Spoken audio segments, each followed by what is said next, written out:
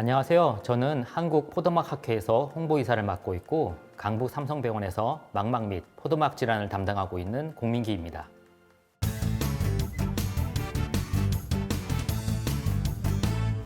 포도막염을 먼저 알려면 눈의 구조를 먼저 좀 알아야 되는데 눈 안은 카메라처럼 암실이어야 잘 보일 수 있거든요. 그래서 안구를 둘러싸는 조직은 불투명한 조직으로 되어 있습니다. 그 조직에 혈관이 아주 많이 분포하고 있는데 그 전부를 포도막이라고 하고, 이 포도막에 염증이 생길 때 우리가 포도막염이라고 부르는데, 이거는 좀 좁은 의미의 포도막염이고 혈관이 많다 보니까 염증이 사방으로 퍼져나가기 쉬워서 요즘에는 안구 내에 있는 염증을 전부 포도막염이라고 부르게 됩니다.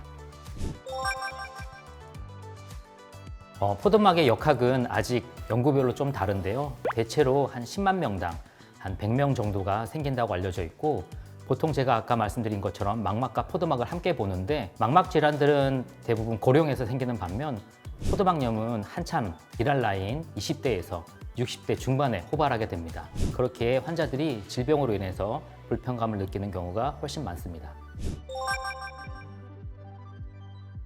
노안 수술에 대해서 설명을 하려면 먼저 노안에 대해서 알아야 하는데요. 진료실에서 보면 많은 분들이 노안이 어떤 건지 명확하게 이해하지 못하는 경우가 흔합니다. 노안은 일반적으로 40대 초반부터 서서히 느끼게 되는데, 해당 증상을 호소하는 환자들에게 노안이라고 설명을 하면 벌써 노안이 오냐고 반문하는 경우가 많습니다. 노안을 쉽게 설명하자면 카메라의 줌이 점차 느려지다가 완전히 기능을 잃어서 한 곳에만 초점이 맺히는 거라고 생각하면 좀 이해가 빠릅니다. 눈 안에 안경알 같은 수정체와 이를 조절하는 모양체가 줌 기능을 만들어내는데, 나이가 들면서 이 기능이 떨어지게 됩니다. 그래서 노안의 초기에는 멀리랑 가까이를 다 볼 수는 있지만 그 초점이 바뀔 때의 속도가 느려지는 걸 느낍니다. 많은 환자분들이 핸드폰을 오래 보다가 누군가가 불러서 돌아봤을 때 그 먼 곳에 있는 누군가가 안 보이고 한참 동안 집중해서 봐야 차츰 선명해진다고 설명을 하곤 하는데, 이것이 노안의 첫 번째 증상입니다. 여기서 나이가 더 들면 그 줌 기능이 완전히 없어져서 초점이 결국 한 곳에서 멈추게 됩니다. 그 외의 초점을 보려면 안경이 필요하게 됩니다.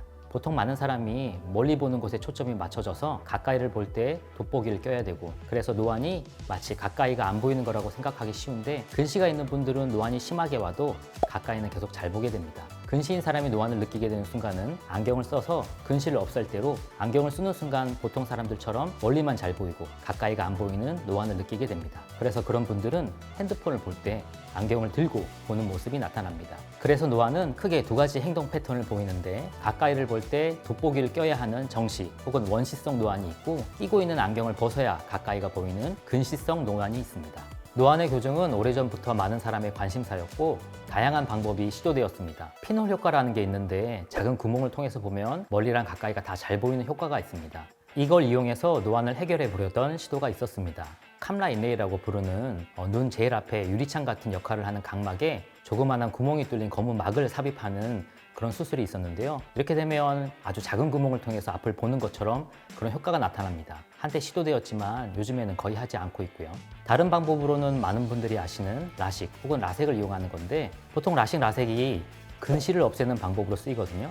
근데 그걸 거꾸로 근시를 만드는 겁니다. 주시안을 멀리 보게 하고 비주시안을 근시로 만들어서 가까이 보게 하면 일종의 짝눈이 되어, 이론상으로는 한 눈은 멀리 보고 한 눈은 가까이 봐서 노안을 못 느낄 수 있습니다. 그런데 이 방법은 환자분이 적응하기 어렵다는 단점이 있고요. 두 눈으로 봐야 거리감과 입체시가 생기는데, 한 눈씩 각각의 거리를 보기 때문에 환자분들의 불편이 꽤 심하게 됩니다.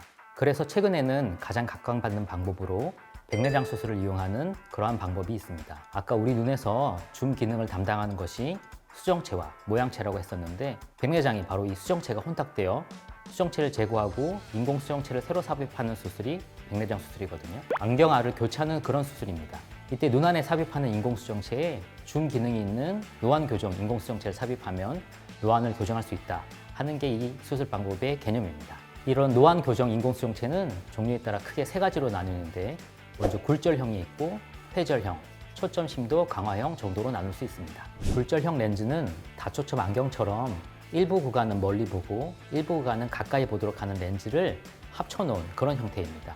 그렇기 때문에 빛의 소실이 없고 크게 빛번짐이 없는데, 두 렌즈에 이음부가 있기 때문에 그쪽에서 보면 약간 상이 일그러지는 형태가 나타날 수 있습니다.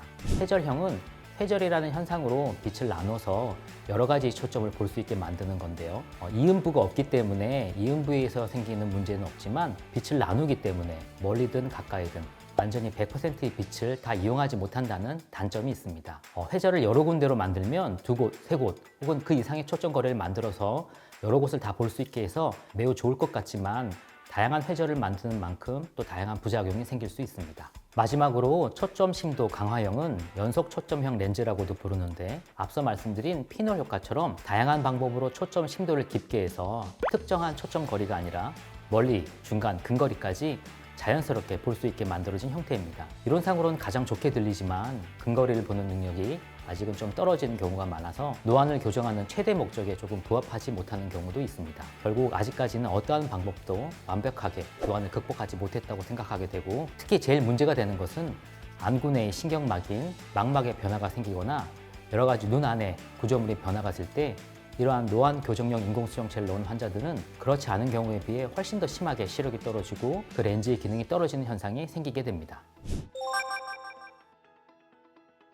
아무런 질병이 없는 눈에서도 백내장 수술을 하면 일부에서는 심한 염증이 생기고 황반이 부어서 시력이 떨어진 일이 발생하기도 하는데요. 포도막염이 있는 눈에서는 백내장 수술을 훨씬 더 조심스럽게 해야 합니다. 수정체랑 이를 붙들고 있는 수정체 주머니나 수정체의 끈들이 포도막염이 오래되면 약해질 수도 있고 여러 가지 조직들과 엉겨 붙어서 수술이 훨씬 오래 걸리고 힘든 경우가 많은데, 이렇게 수술이 오래 걸리고 힘들면 당연히 더욱 염증이 잘 생기게 되고, 가뜩이나 포도막염이 있는 눈들은 염증에 매우 취약하고 잘 생기기 때문에 수술 후에 시력에 큰 손상을 유발하기도 합니다.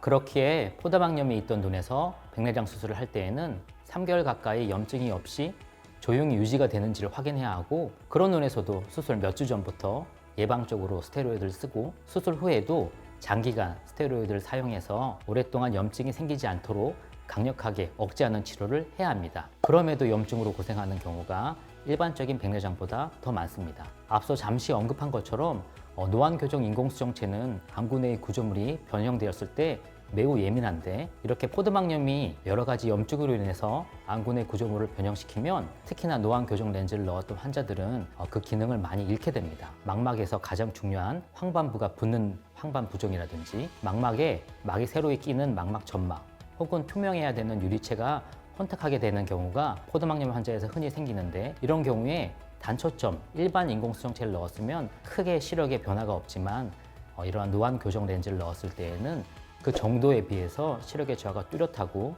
가까이를 보는 기능이 훨씬 더 떨어지는 경우가 많습니다. 그렇기에 가뜩이나 예민한 인공수정체를 넣어두었는데 그 눈이 훨씬 더 변형될 확률이 높은 포도막염이 있었던 눈이라면 백내장 수술도 조심스러운데 노안 교정 인공수정체를 사용하는 것은 더욱 조심스러운 수술이 됩니다.